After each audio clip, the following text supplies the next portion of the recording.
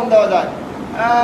কোনো কারণে কোনো গাড়িওয়ালার ভাড়া দিলাম না, অথবা আমার কোনো আশেপাশের মানুষের সম্পদ মানে জায়গা জমি আত্মসাৎ করলাম ইচ্ছাকৃতভাবে ওই আইল কাটার মাধ্যমে হোক অথবা যে কোনোভাবে হোক আমি তার সম্পদ আত্মসাৎ করেছি, সেটা জায়গা হোক অথবা অর্থ হোক, যে কোনোভাবে হোক, সেটি করার পরে করণীয় কি? সেই ব্যক্তি মারা গেছে, তার ওয়ারিশকেও খুঁজে পাওয়া যাচ্ছে না, এবং ওয়ারিশকে যে খুঁজে পাবো তার কোনো সম্ভাবনাও নেই। রাস্তার গাড়িওয়ালাকে আমি কোথায় পাবো? রাস্তার গাড়িওয়ালাকে তো পাওয়া যাবে না।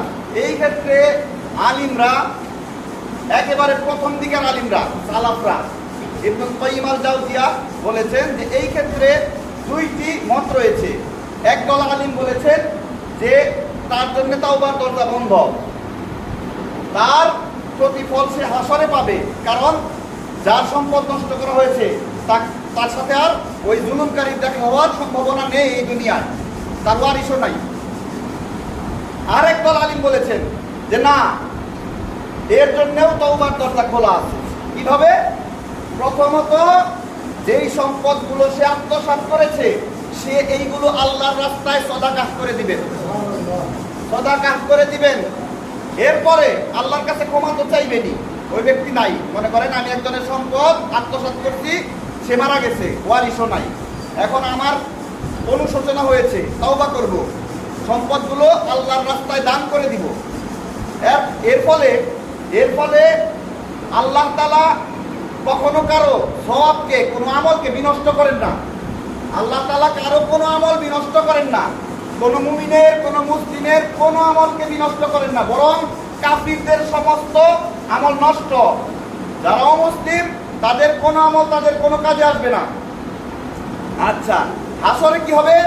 এই সম্পদ সদাকাহ করার কারণে আল্লাহ তাআলা ওই ব্যক্তিকে, প্রাপ্য ব্যক্তিকে যে কোনো একটি দিবেন, হয় এই আমলে এই যে সদাকার সবটা, যে জিনিস আমি সদাকা করলাম তার জমি, সেটি সব তাকে দিয়ে দিবেন, অথবা সেই ব্যক্তিকে দিবেন যে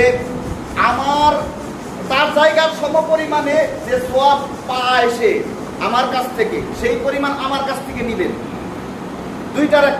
দুইটা একসাথে দিবেন না। কথা কি বুঝতে পেরেছেন? দুইটা একসাথে দিবেন না ওই ব্যক্তিকে, যে ওই সদাকার সওয়াবও দিল আবার ওই জমির সমপরিমাণ সওয়াব আমার কাছ থেকে নিল না, তা হবে না, যে কোনো একটা। ঠিক আছে? কাজেই তওবার দরজা মৃত্যুর আগ পর্যন্ত খোলা, মালাকুল মউতকে দেখার আগ পর্যন্ত তওবার দরজা খোলা আছে।